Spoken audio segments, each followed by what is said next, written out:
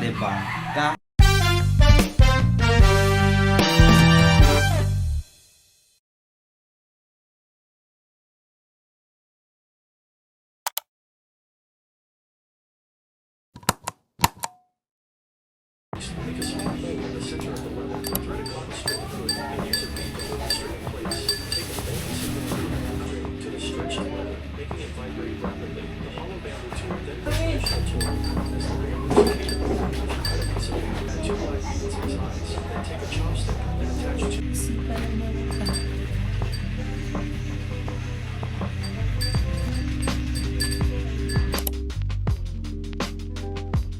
Hey guys, good afternoon, and today is Sunday, and yun, kakauwi lang natin kahapon galing Tondo from our last ganap. So today is something what we call important day kasi trip ko lang. So katatapos ko lang mag-list ng aking mga expenses last month, and also katatapos ko lang din mag-plot ng aking mga gagawin for the next month kasi Burmans na next, guys. So I'm so excited for this coming Christmas countdown, and totally nag-notes na ako ng mga gagawin ko for the last 2 weeks or last week ng August.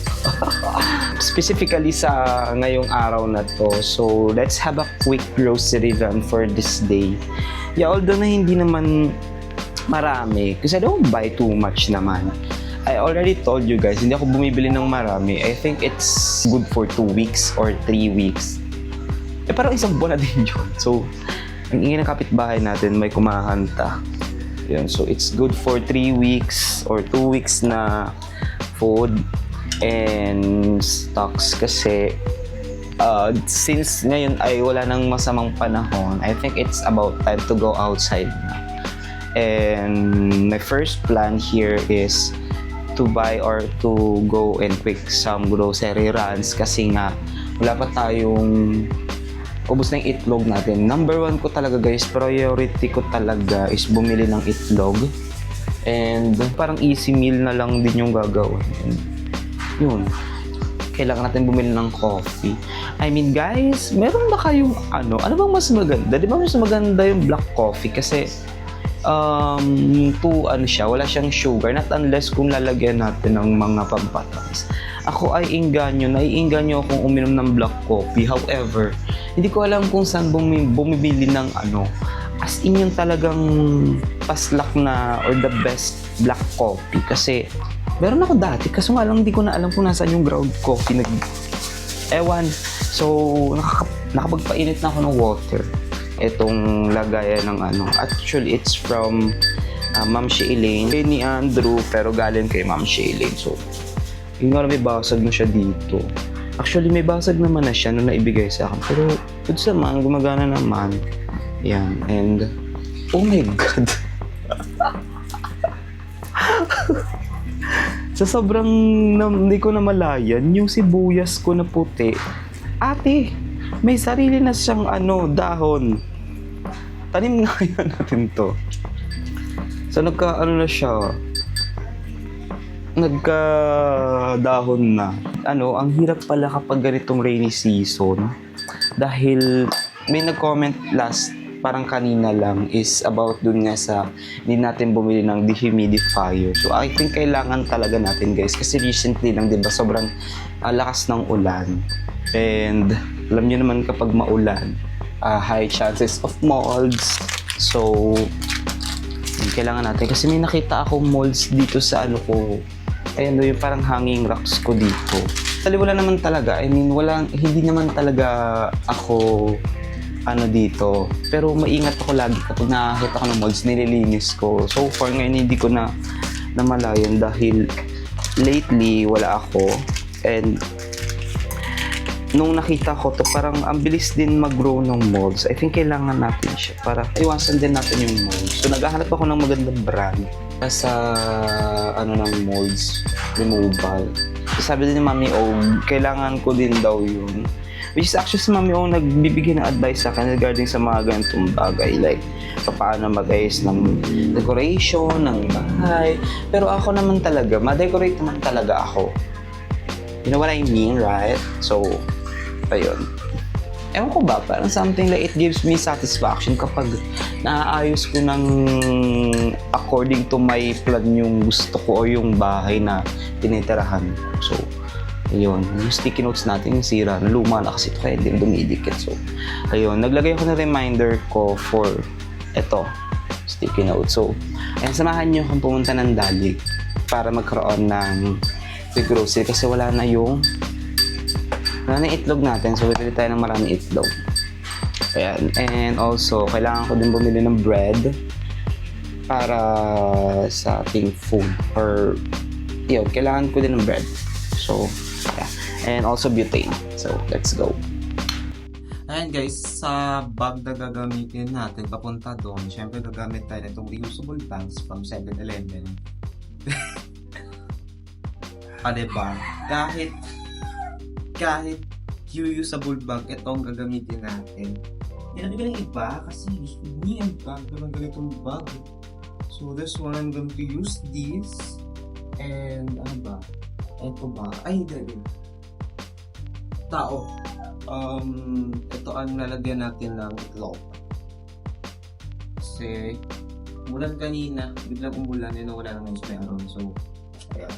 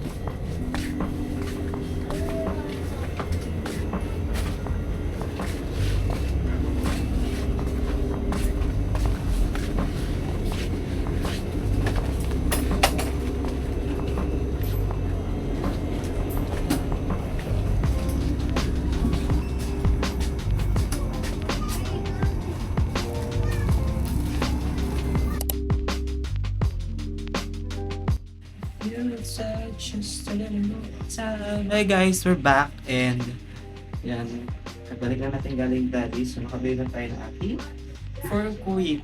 Actually may ako magbabuong pero I try my best. So bumili ako ng tinapay na nagkakalaga ng 65 pesos. Butane kasi I need butane kasi naubusan ako. Also butter. Yeah. And itlog. Pero hindi ko sa dali pinili ito. Sa tindahan around, hindi ko lang malapit. 750. So, wala kasing yung butter dun sa akin. Hindi ko sa dali sumudakan.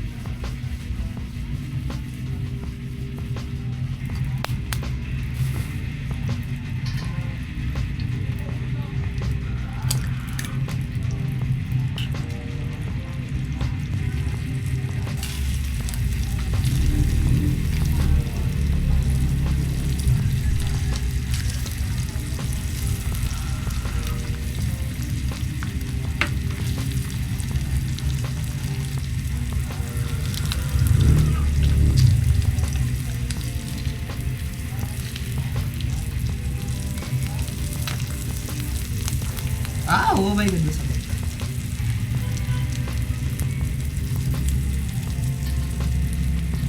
mahilig sa butter, right? I remember I got you, okay.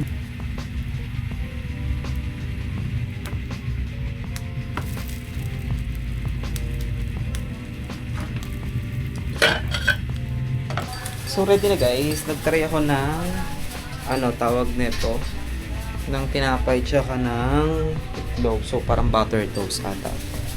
Let's try have a bite with this. Nilamig ko lang saglit. Uy naman sa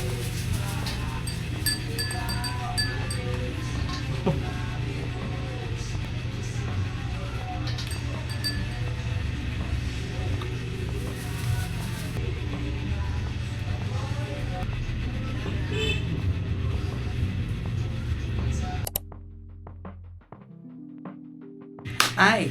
So, ayun guys. Natamad akong magluto ngayon ng uulamin ko dahil so far wala pa naman ako nabiling frozen sa sa Dolly kasi maybe bukas kasi Monday na bukas and I think Monday ko lang din ito ma-upload. So happy Monday! Nagawa ko naman na ang araw ngayon is ang ating quick grocery for a day ngayong araw na to. So maybe tomorrow is the continuation. Nakakabulol din magsalita Continuation ng ating vlog for bukas kasi kaya wala lang, gusto ko lang i-ano ko na bukas. Ayun, so tinanggal ko muna yung cover ng camera ko kasi sobrang liit niya pala guys kapag walang yung cover. Kasi kapag hawak ko yung cover nito, sobrang parang pakardaan laki, gano'n. So let's just open this Ayan, buksan natin yung ating ilaw. So ganito siya kaliit. Yan, may silver play button. Awa naman ako sa silver play button to guys. And update natin. Wala na yung sira na yung pangalan niya, bura na. Pero I still have my 100. Ayan, ganito lang yun ang book. I'm not sure kung pwede umorder pa ng ganito. Pero, ganito. Diba? Perfect. Ganda. So, nabura na. Nabalasin ko na. So, ayan.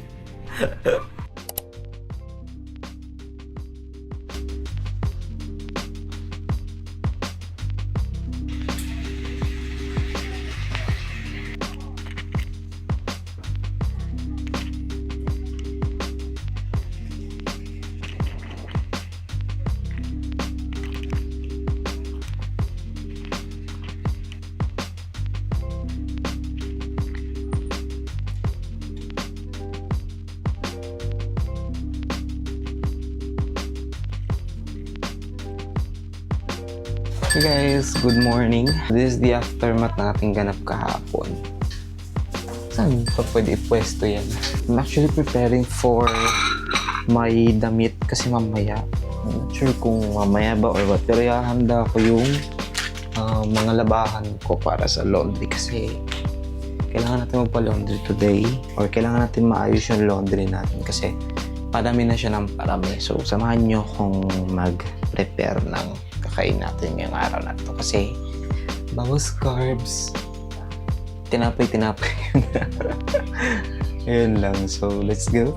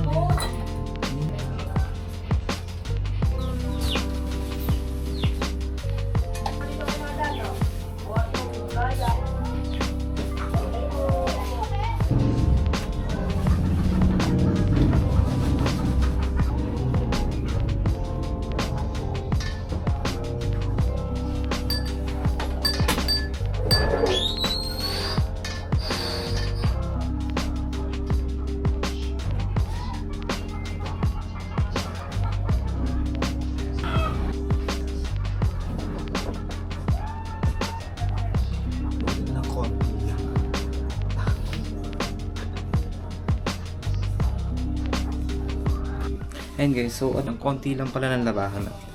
Pero feeling ko naman naabot naman to siya. So, mamaya idadalhin ko na to doon para at least pasadahan yung manok kami. Ayan, tsaka feeling ko uulan, buhat nga ng may bagyong binabantayan ngayon sa Philippine Area of Responsibility. And take note, 3 yon. And also possible dun sa 3 yon ay isa is maging super typhoon. Hindi pa katatapos pa lang hindi pa nakaka-recover yung lugar na mga binaha. May bagyo na naman ulit. So, ayun lang. And sana naman hindi mangyari yon. And kung possible pa naman siya, pero sana naman wag mangyari kasi sobrang laking perwisyo din to sa lahat ng tao. Especially yung mga may trabaho, no? Na naapektuhan lagi kapag may baha, hindi kaya kapag may ganitong sakuna. Kasi ako naman din, nahihirapan din ako lalo nung last week kasi sobrang supposedly dapat marami akong gagawin. I'm on something going outside ng vlogs, tsaka yung mga marami akong kailangan talagang gawin through outside. Kaso nga lang, di ba, ay nalabutan tayo ng hindi magandang panahon at bagyo ang naibigay sa atin. So, anyways, ayun, tinanggal ko yung aking yung aking cortina dito sa ilalim ng lababo para labahan. Kasi ang tagal nito, hindi ko nalalagay. Diyos ko, ang dami kong mga kailangang linisin at labahan na mga punda. May 2 pundang kailangang labahan yung bago kong nabili kasi lately hindi ko siya naasikaso. So, ayun. Feeling ko wala mo na lalabas. Cancel ang labas natin yung araw to dahil alam kong uulan kasi tingnan nyo yung hangin and also yung langit ay makulimlim. And ayun, feeling ko bukas ko na lang siguro kunin ito. So, yan, i-aasikasuhin mo natin ito and update ko kayo pagbalik. Dahil lobat na yung camera. Ayan, 4% na lang. So, ayan. Hey guys, so I'm back. Napadala na natin yung yung ating damit dun sa laundry shop. And maybe siguro bukas ko na lang kunin. And yeah, so far, inaantay kong lumakas yung ulan. Kasi alam kong mamayang gabi ay lalakas to. So, ayun, medyo nakakapagod. Like, super. Like, as in. So, ngayon nakapwesto yung camera ko dito sa tapat ninyo. And perhaps, yeah. Ang dami kong pinabit. Ang dami kong kailangan palang linisin ng mga, yung kurtina ko, hindi ko na isinama. Lalo na yung puti. Kasi supposedly dapat kasama siya. Pero, parang nasabi ko na before yun eh. Gayon pa man, I think kailangan ko na ding tapusin to dahil kahapon pa dapat to matatapos sa vlog. Pero, ayun, medyo late na ng time na natapos ko yun. So, ayan. So, malala na ko lang, na-appreciate ko lang yung moment dito. Kasi parang last time, wala din ako dito. So, ayun. Sana hindi ganun kalakas yung ulan. And yan, nangamba lang talaga ako nung narinig ko yung balita kahapon na 3 bagyo ang binabantayan ng Pag-asa ngayong sa araw na ito. And mami, hindi siya biro. Kasi once na uulan na naman for the last, bago matapos tong week ng month of August. Like, oh my God! Next month is Burmans na. So, ngayon, advance Merry Christmas guys. But anyways, thank you so much for joining this vlog. Ayan. Kahit saglit lang tong vlog na to guys, sobrang na-enjoy ko kasi nga this is something na gawain ko talaga pag nasa bahay, pag nandito ako, is to share the moments. Pero bukas, marami pa akong gagawin and siguro pa ba, something important. Kung hindi uulan at kung hindi magkakaroon ng malakas na ulan at hangin bukas, matutuloy ito. Pero kung wala, kung meron man, I'm not sure, siguro baka updates na lang din sa inyo before this end of month. So yeah, thank you so much for watching guys. And yes, don't forget to like and share this video. Also comment kayo kung ano bang mga ganap nyo tuwing umuulan. By Regine Velasquez. Hindi. Kung ano mga ganap nyo every time na may mga ganitong scenario. May mga bagyo, ganyan. That's it. Thank you so much for watching and have a good day. Bye!